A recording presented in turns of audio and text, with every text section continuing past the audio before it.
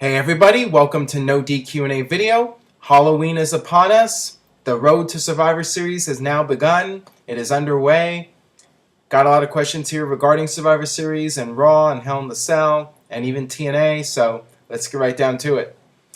Hey Aaron, the Survivor Series 5-on-5 match, CM Punk versus Mick Foley, seems thrown together and the team members seem to have little connection. Is it just for the traditionalists or is it going somewhere? From Luke in Korea. I do have to agree with you. I really feel that WWE just threw this match together, and in general, I think that WWE is in cruise control mode until the Royal Rumble. I really don't think that the writing team knows what to do. Clearly, they had to change plans with John Cena being injured. Ryback was thrown into the main event situation, and WWE does not want to change the WWE title at this point. So, they're doing the Survivor Series match. The title's not on the line. And the tag titles won't be on the line.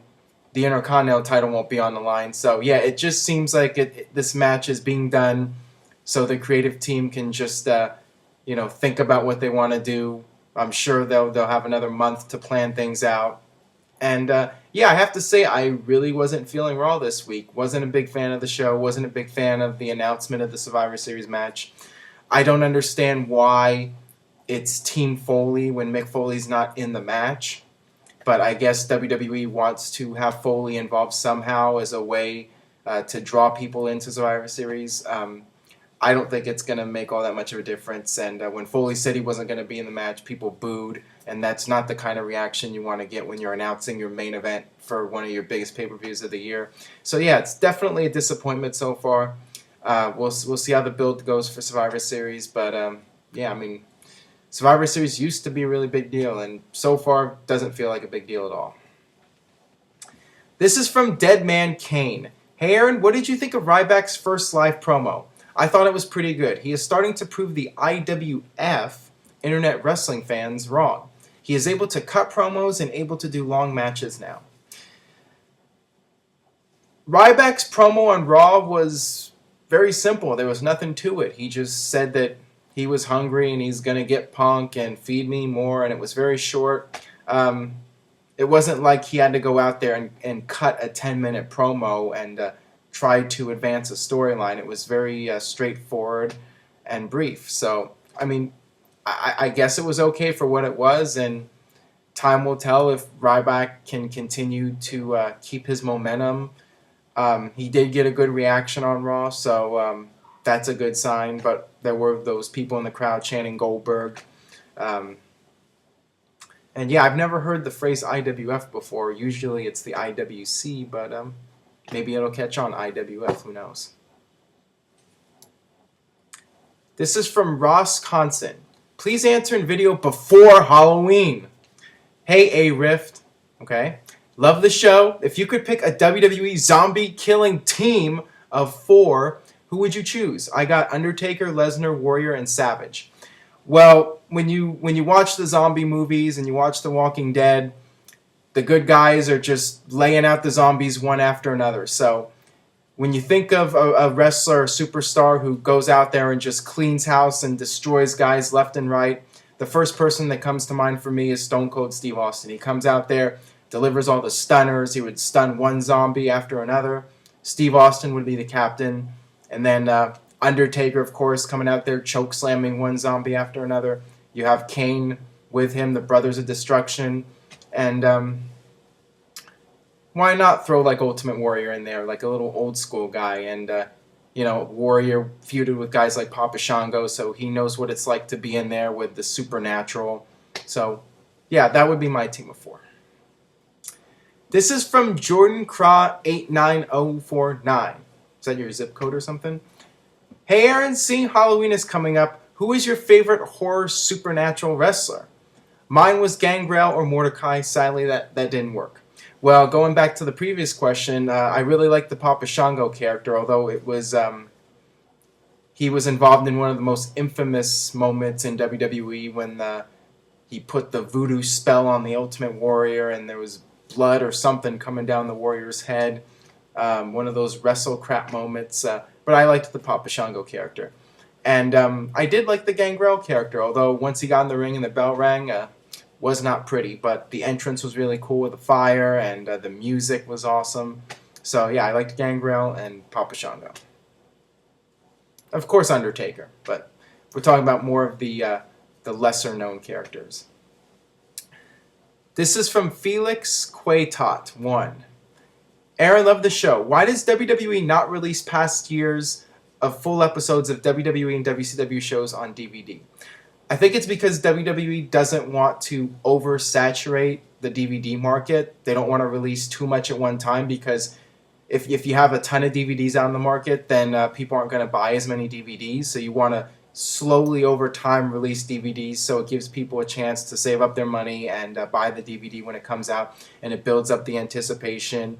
And sometimes you got to filter out some of the crap. So when you release a WWE Raw DVD or a Nitro DVD, you want to put the best of the best on that DVD.